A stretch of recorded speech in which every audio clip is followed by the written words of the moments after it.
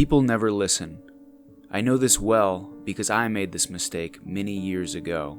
We're often drawn to danger, to excitement when we're young, aren't we? But sometimes we get too close. What happened on Wesley Street will haunt my dreams for the rest of my life.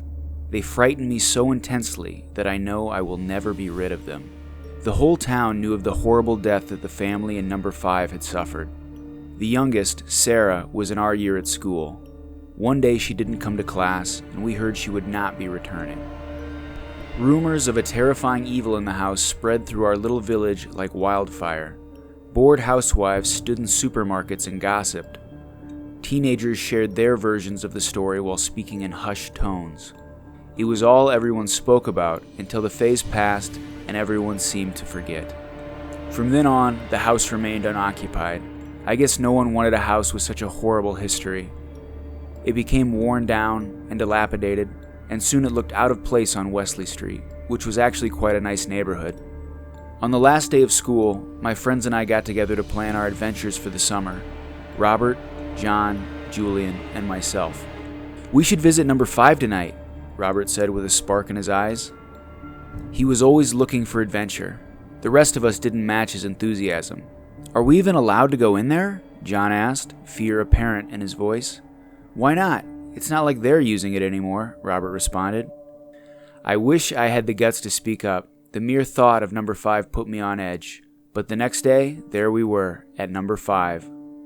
We waited until dark to avoid being seen, and then made our approach. Julian and I were quiet, sharing a silent plea that the other would be the one to stop the madness. But neither of us said anything. Robert and John were excited to enter the premises. The gate made a long squeak as it opened, as if it were warning us to turn around and go back to where we came from, but its pleas were ignored. As we approached the house, it appeared to grow in size, casting a shadow over us that intimidated me even more.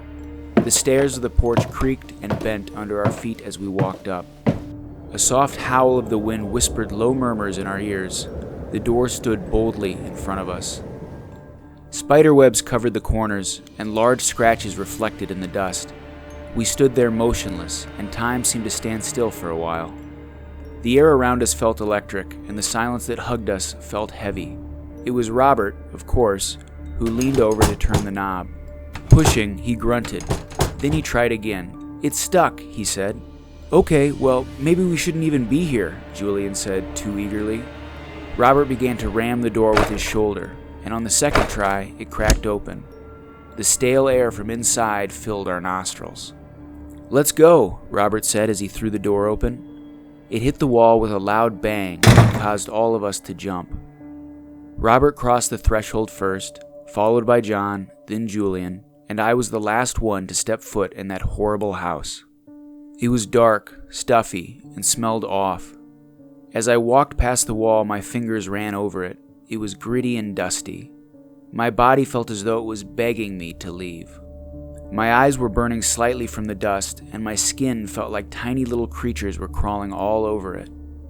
We stepped into the middle of the foyer and stood awkwardly. The door slammed, causing John, Julian, and myself to shriek loudly. Robert burst out laughing. "Why did you do that, Robert?" John said, sounding like he was out of breath. "Come on, we're here for the full experience, aren't we?" he said with a smirk. We sat up on the floor of the living room. The room was large and quite empty. My eyes were beginning to adjust to the limited light in the room, catching sight of photos on the walls, bulky chairs covered in linen, and a dusty old fireplace. The 4 of us sat in a circle.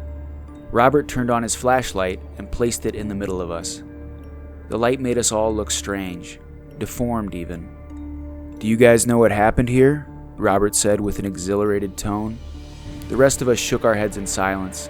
Even though we had heard the rumors, our parents didn't want us to know too much. Robert was eager to share the details. "Well, a few years ago, Mr. Anderson lost his mind, you see. There are stories of his madness, but his family ignored all the symptoms for months, until one night they woke up to the sight of him with an axe in his hand. They say the walls were soaked with blood by the time he was finished. I'm sure it was my imagination, but suddenly I smelled the familiar metallic scent of blood in the air. We were all so focused on the story that none of us noticed a sound in the background. It was Julian who heard a soft patter that he couldn't quite place. It became louder, as if it was approaching us. It became clearer as it grew in volume, sounding like a heavy object being dragged on a wooden floor. "I want to leave," Julian said, looking close to tears. "It's just an old house. They make sounds sometimes," Robert responded. He continued his story, and we all sat there, feeling the hair on our necks rise more with each passing moment. John saw it first as it stood behind Robert, a large, slender silhouette that looked like the outline of a man. John pointed with a shocked look on his face. Robert laughed and rolled his eyes, thinking that we were pulling a prank on him. I remember covering my mouth in surprise. In shock, we all sat motionlessly as the figure lifted his hands slowly. The flashlight glistened off the object he was holding, a giant axe. "If you're going to tell my story, you'd better get it right," the dark figure said with a hoarse voice. He brought the axe down hard, right into Robert. Our adrenaline started pumping, and we were on our feet before we knew it. Screaming and crying, we ran towards the door. We could hear Robert's screams of anguish as we fled, but we knew we had no choice. It was too late for him. We could only save ourselves. At least that's what I tell myself. John forced open the door, and we sped out. We ran all the way to the police station, and they listened to our hysterics with unreadable expressions. They never found Robert. They searched for him for weeks, but in the end, they gave up. His poor parents still believe that he ran away. Perhaps it's better that way. The truth can be much more painful. So please, I beg you, don't go to house number 5.